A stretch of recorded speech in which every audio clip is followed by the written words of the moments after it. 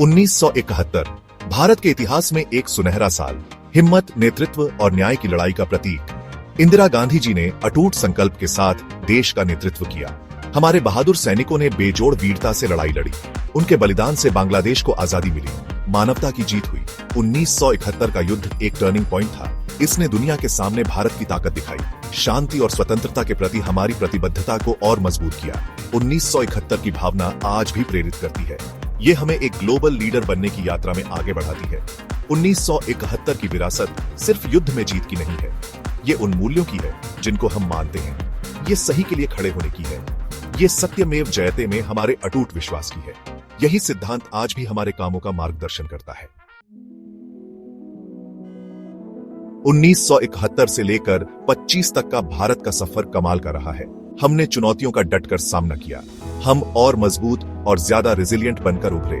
आज भारत मजबूती से खड़ा है, एक ग्लोबल लीडर, लोकतंत्र और विकास का प्रकाश स्तंभ। हमारी अर्थव्यवस्था फल फूल रही है, हमारी टेक्नोलॉजी आगे बढ़ रही है, ग्लोबल प्लेटफॉर्म्स पर हमारी आवाज गूंज रही है। हम इनोवेशन में आगे हैं, ग्लोबल साउथ के चैंपियन। हमारा स्पेस प्रोग्राम आसमान छू रहा है, 150 से ज्यादा सैटेलाइट्स ऑर्बिट में है। दुनिया हमारी क्षमता को पहचानती है। हम यूनाइटेड स्टेट्स के मेजर डिफेंस पार्टनर हैं। हमारी प्रगति के बावजूद चुनौतियां अभी भी हैं। हम एक कॉम्प्लेक्स दुनिया में रहते हैं, शांति और सुरक्षा के लिए खतरे बने हुए हैं। ऐसी ही एक चुनौती हमारे पड़ोसी पाकिस्तान से आती है, एक ऐसा देश जो इंटरनल स्ट्राइफ और आर्थिक अस्थिरता से जूझ रहा है। पाकिस्तान धोखे की टैक्टिक्स अपनाता है। प्रॉक्सी वॉर्स और प्रोपेगेंडा उसके पसंदीदा हथियार हैं। भारत ऐसा देश नहीं है जो डर जाए। हम चुनौतियों का सामना साहस और विजडम से करते हैं।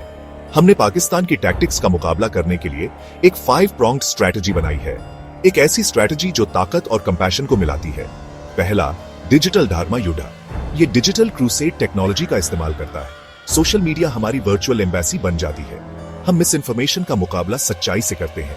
हम नागरिकों को फैक्ट चेकिंग आर्मी बनाते हैं। दूसरा, इकोनॉमिक स्नाइपर।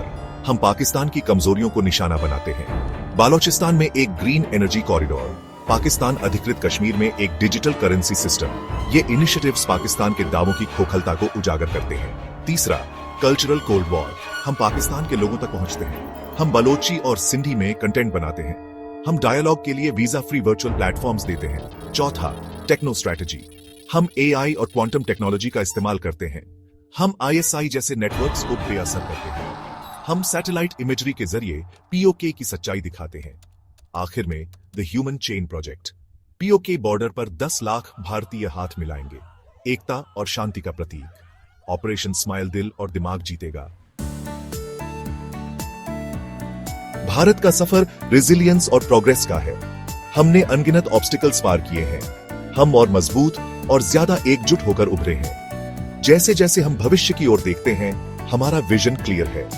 एक ग्लोबल लीडर बनना, हमारे मूल्यों द्वारा निर्देशित, शांति, न्याय और प्रगति का चैंपियन। कल्पना कीजिए कि एक आजाद बलोचिस्तान में भारतीय तिरंगा लहरा रहा है। POK में बच्चों को भारतीय राष्ट्रगान गाते हुए देखिए। ये वो भारत है जिसे हम बनाना चाहते हैं। एक ऐसा भारत जो आशा की किरण हो। एक ऐसा भारत जो इस टर्बुलेंट दुनिया में ताकत का स्तंभ हो।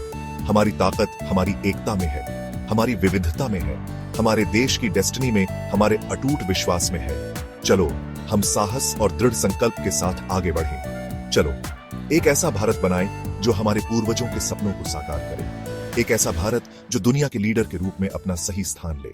जय हिंद।